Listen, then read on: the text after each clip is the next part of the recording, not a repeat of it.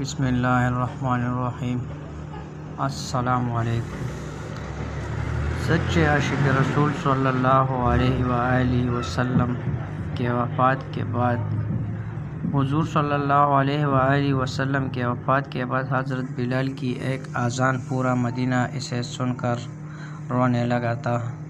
حضور صلی اللہ علیہ وآلہ وسلم کے وصال کے بعد سیدنا بلال حبشی رضی اللہ تعالیٰ عنہ مدینہ کے گلیوں میں کہتے پھرتے کہ لوگو، تم نے کہیں رسول اللہ صلی اللہ علیہ وآلہ وسلم کو دیکھا ہے تو مجھے بھی دکھا دو۔ پھر کہنے لگے کہ اب مدینہ میں میرا رہنا دشوار ہے، اور شام کی شہر حلب میں چلے گئے۔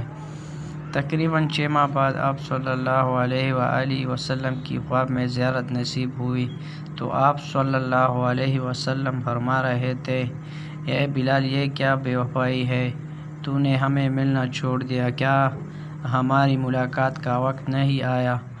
خواب سے بیدار ہوتے ہی اونٹنی پر سوار ہو کر لبیک یا سیدی یا رسول اللہ صلی اللہ علیہ وآلہ وسلم کہتے ہوئے مدینہ منورہ کی طرف روانہ ہو گئے۔ جب مدینہ منورہ میں داخل ہوئے تو سب سے پہلے مسجد نبوی پہنچ کر حضرت بلال رضی اللہ تعالیٰ عنہ کی نگاہوں نے عالم و عرفگنگی میں آپ صلی اللہ علیہ وآلہ وسلم کو ڈھونڈنا شروع کیا۔ کبھی مسجد میں تلاش کرتے اور کبھی حجروں میں، کبھی کہیں نہ پایا تو آپ صلی اللہ علیہ وآلہ وسلم کے قبر انور پر سر رکھ کر رونا شروع کر دیا اور عرض کیا، یا رسول اللہ صلی اللہ علیہ وآلہ وسلم، آپ نے فرمایا تھا کہ آ کر مل جاؤ۔ غلام حلب سے باہر ملاقات حاضر ہوا ہے، یہ کہا اور بے ہوش ہو کر مزار پرانوار کے پاس گر پڑے۔ کافی دیر بعد ہوش آیا، اتنے میں سارے مدینے میں یہ خبر پھیل گئی کہ مؤذن رسول حضرت بلال رضی اللہ تعالیٰ عنہ آ گئے ہیں۔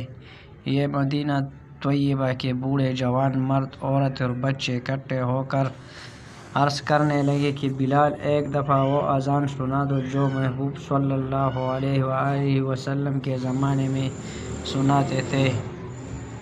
آپ رضی اللہ تعالیٰ عنہ نے فرمایا، میں معذرت خواہ ہوں، کیونکہ میں جب اذان پڑھتا تھا تو اشہد ان محمد رسول اللہ کہنے وقت آپ صلی اللہ علیہ وآلہ وسلم کی زیارت سے مشرف ہوتا اور آپ صلی اللہ علیہ وآلہ وسلم کے دیدار سے اپنی آنکھوں کو ٹھنڈک پہنچاتا تھا۔ اب یہ الفاظ ادا کرتے ہوئے کیسے دیکھوں گا؟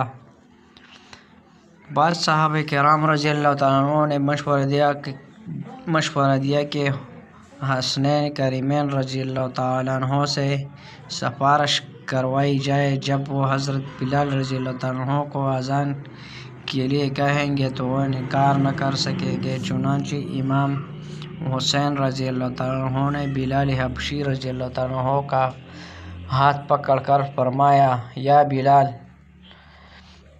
ہم آج آپ سے وہی اذان سننا چاہتے ہیں جو آپ ہمارے نانا جان اللہ کے رسول صلی اللہ علیہ وآلہ وسلم کو مسجد میں سناتے تھے۔